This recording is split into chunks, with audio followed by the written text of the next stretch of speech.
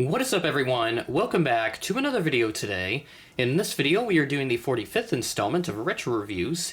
Today we're going to be reviewing my BigBird400 Aircraftsman 1:400 scale United Airlines Boeing 747-200 in the Saul Bass livery. This is my first ever BigBird 747 in my collection, and I know the whole story behind these BigBird 74s. They are very sought after, very expensive on the secondhand market like eBay. And yeah, they command quite the high price if you ever come across one. At least $100 is what I usually see them go for, especially more prestigious subjects like a lot of US carriers like United, American, Pan Am. The list goes on and on. Tons of carriers that everybody wants on the 74 Classic. With NG haven't announced theirs, but they haven't really used it yet. We'll see if those prices go down on those, but it's all going to depend on if NG utilizes the 747 Classic mold to its fullest potential, because right now, the only releases we have gotten, as I'm recording this video anyways, in early September, we've only gotten the City of Everett, which was an NG Lite release, and that sample mold release. So we'll see if that changes by the time this video goes out here, and probably, I think this is going to go out in early November if my sequencing serves me right off of memory. So either way, very nice model, and I remember getting this in college, shipped it to my school because I just wanted it quicker, and I didn't have this camera on me. I had another camera, though, so that I utilized that for the unboxing. It was a really good camera. Don't have it anymore because it's just for one of my courses. But anywho, we have the BigBird box as to start off, all blue and a little cutout in the middle, 1:400 scale, and the 400 Aircraftsman logo. On the bottom, we have the blue box decal here with the item number and then a bit of the livery, along with the registration, November 164 Uniform Alpha, and the United Saul Bass tail. And that side is blank, so is this side and that side. And then the back here has your standard adult collectible warning disclaimer, all that fun stuff. So now we'll bring the model in. And I have to say, this is a very nice model, and I'm happy that I picked it up, despite a couple deficiencies, which include the cockpit windows not being printed exactly on like the correct spot. That seems to be troublesome with some 74 Classic releases, and the United titles being italicized a little bit. They're not deal breakers for me personally. I just wanted a BigBird 747 because I didn't have one before getting this release. So I'm not going to flip it if NG is to do this at some point in the future, whenever that might be. And I just realized I'm filming this on the first Friday of the month, so that means our tornado sirens are going off, but they are fairly quiet enough so you won't hear them in the video.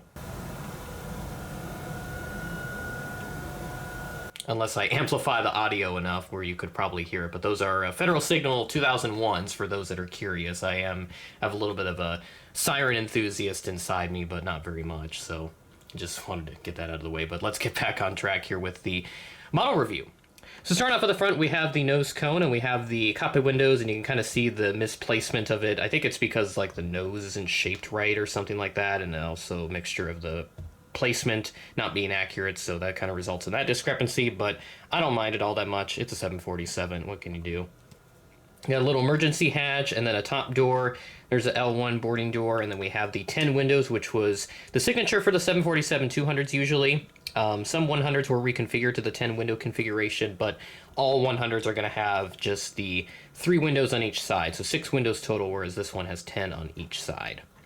Then we move into the United Saul Bass titles, which again have a little bit of a italicism to them, or whatever the proper terminology would that be for, but they are italicized a little bit.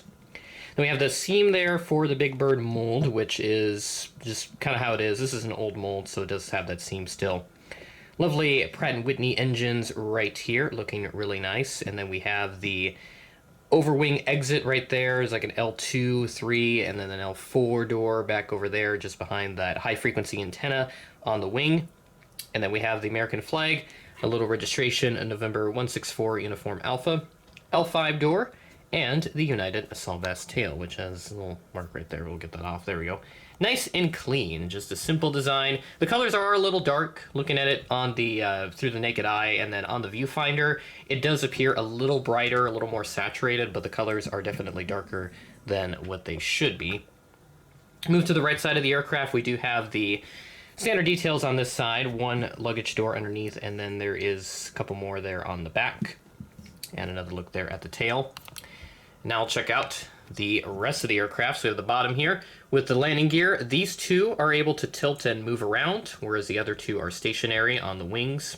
Stand hole, some panel details, and there's a nose gear right there, and some other stuff right there.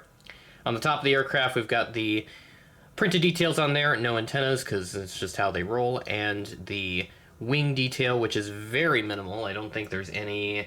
Oh no, there are some engraved details, but it's hard to see unless you shine a light directly on it. You can kind of see it there with the flaps, slats, and all that stuff. You can kind of see it, but not very noticeable from afar. So that is the model. I would still recommend it, but you know, that becomes a moot point because this is a difficult to find model now. So I mean, at this point, my advice would probably be just to wait for someone else to do this, because you're not going to be able to get this anytime soon, at least from BigBird. So now let's take a look at the real-life aircraft's history.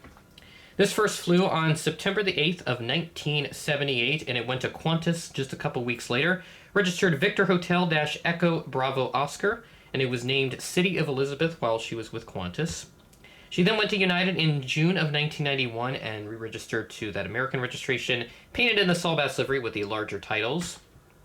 She stayed with them for about a decade and then, unfortunately, was sold off and then scrapped in 2002. So the aircraft is no longer with us, but it lives on in model form. And that'll do it for this episode of Retro Reviews. With that being said, thanks for watching, and I will catch you in the next video.